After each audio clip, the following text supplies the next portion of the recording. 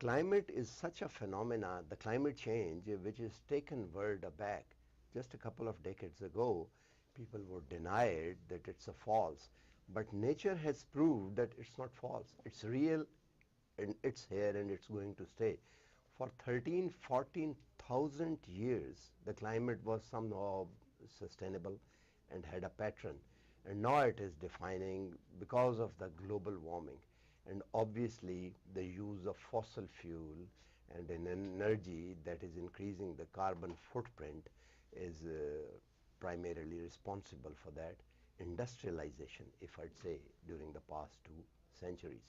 And now the industries have realized that they need to contribute, and they need to contribute to the mitigation and adaptation for the good of the humanity, and to sustain their image as an organization which cares for the nature, the mother nature on which we all stand and they also stand. Their profitability also depends on that, and obviously that stems the sense of responsibility.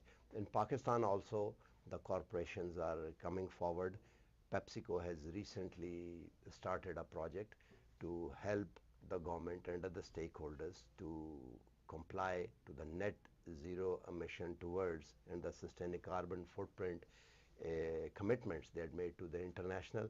We have today with us a person who is responsible for the sustainability at the corporation, and she's also handling that project that is bringing good to the climate and the nature lover.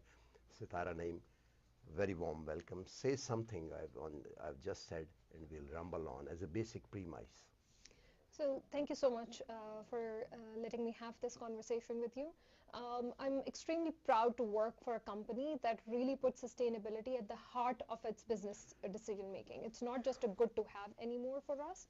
It is imperatively built into the full transformation strategy for our whole business, and how we go to the market, how we run our operations, how we design products, and how do we go to the consumer and bring those products to that. So when we say sustainability, PepsiCo has set up its 2030 vision and 2050 vision on sustainability under a bucket called PepsiCo Positive. So that kind of embodies our overall sustainability journey, and it hits on our complete value chain footprint. It is not just enough for us to work on our inside the plant operations. We are taking a look at from where we are sourcing the ingredients and what is the impact of those ingredient sourcing on the communities and the farmers, to transporting it to our sites, manufacturing them, and what is the environmental footprint in terms of fossil fuels and water we are creating, and then how do we dispose of the waste, and at the end of the day, what type of packaging we are using for our products, how we take it to the consumers, and how do consumers dispose that off. So as a 360-degree approach on overall sustainability is what is needed to really address the climate change risks that you are talking about. Yeah, obviously when it's the narrative that matters in today's world, that is on which the whole of the marketing also depends. So are you doing something that whatever you're doing should be somehow compounded, or it is some sort of, it should be taken as a notes and presented to the others to follow as a, if you are a front runner? Yeah, absolutely. And I think that's the role that companies like PepsiCo play in this area, where when we set a global strategy, and we are doing a global strategy means there are certain parts of our value chain and we need to work through that. And when we set those goals, we are implementing those projects within our direct operations and on our plant sites. And that creates a set of best practices. That's what we can take to others in that area that we have build a capability within our organization on sustainability expertise, right?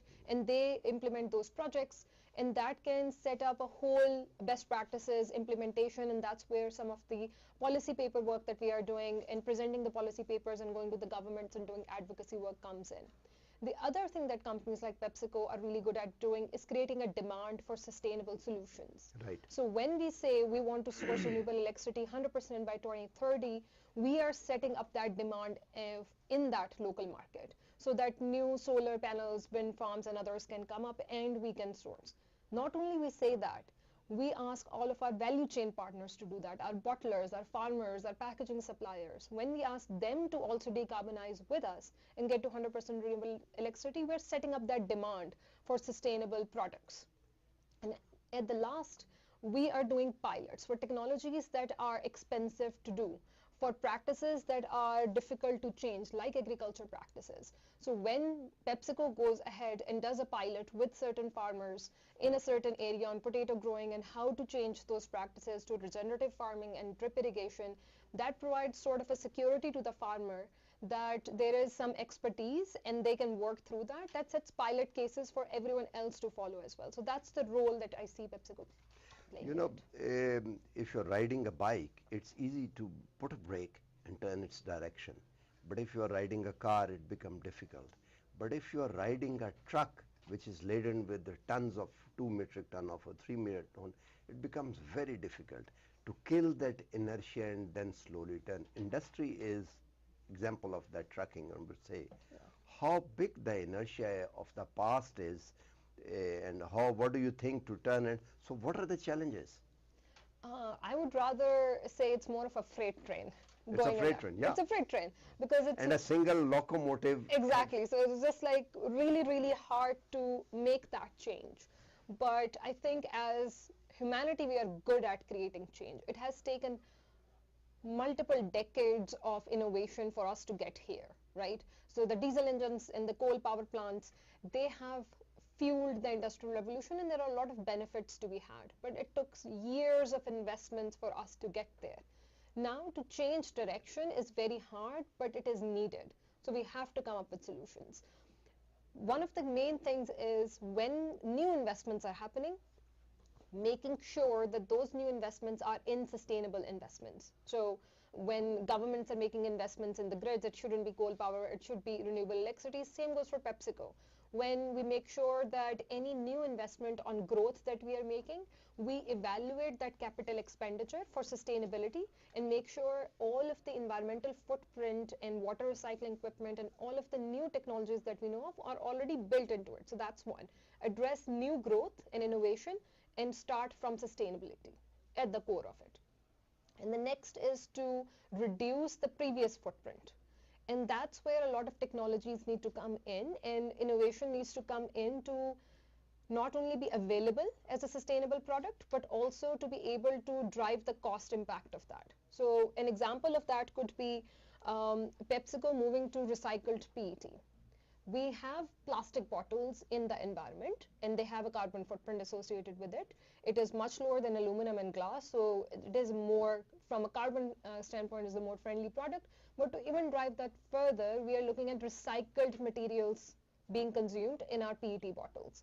So that creates a new product in the market, addresses the previous product which was using just PET and moving to a new recycled content, but it comes at a high cost. So we also need to address the cost of that going forward and how to build the infrastructure to do that. And there's a role that public sector can play, there's a role that companies like PepsiCo can play, and there's a role that NGOs and other third parties can play in it. Last question. Obviously, it's a conglomerate, or it's a group of so many aligned businesses which is working together simultaneously. And it becomes very difficult to get yourself out of the supply chain, or even to get yourself out of the demand chain and do something on the basis as an island. Do you think that this is quite a big challenge, and are you doing something about to educate not the market, not the supplier, but your peers who are working in business and all that? Absolutely. I think you are hitting at the crux of the climate change mitigation and adaptation plans. One of the first things that we as PepsiCo have done is set our vision and targets and midterm targets of having a separate target for company-owned plants and emissions. So when we take a look at our overall carbon footprint, 93% of our emissions lie outside of our plant boundaries. So if we were only doing whatever we are doing in our plants, it doesn't make as much of a difference. So we have a separate target of 50% reduction for our on-site emissions, and then a 40% reduction for all the emissions coming from our supply chain, and then a separate 30% emission reduction plan for our agriculture-based emissions, so that our farmer value chain would work towards a decarbonization plan. Our companies and peers that we work with need to have a plan. So when we say we want to decarbonize by 40% by 2030 for our other companies, it means we need to take our best practices to them, set the agenda for them, saying if you are supplying packaging to us, if you're supplying any raw ingredients to us, if you are running logistics for us to go to the market, you also need to decarbonize. And here are the steps that you can do. You need to set a science-based target for a decarbonization. You also need to make some investments in it. So we start to go and educate them on what is possible, but also create the demand for them, also set the mandate for them that by year 2030 we only want to be sourcing sustainable materials. So then you should start your journey now so that you can still remain in the supplier pool for us. So that's the kind of work that we can do.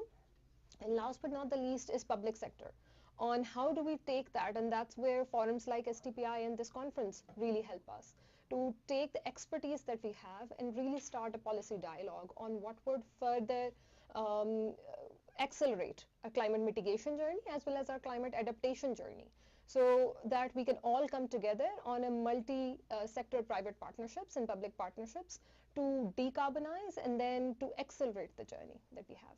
Thank you very much. And that's quite an awakening. I would not say it's a rude awakening, but it's awakening. Not very far long ago, the corporations were troubled or bothered about the sustainability of their businesses. Now they have sustainability manager who looks into the thing, which are what damage someone can do and how to mitigate and how to adopt, which is also mitigation and adaptation, which is a debate as well. So I think the organizations which are doing it now may find themselves in a sweet spot later on when other peers might have been dilly-dallying with their past inertia. They are inertial guided as well, and I think that is the way forward, because climate change is here. It is mammoth and it's destructive. Nobody would be in a position to continue with all these practices by consuming, by increasing footprint, and doesn't care about the plastic and everything else. So I think it's a good move, and we must build a narrative around all of this. And she was a sustainability manager, Sara Naeem, and now she has a career, and that is a pathway for the corporation as well. Thank you very much for watching.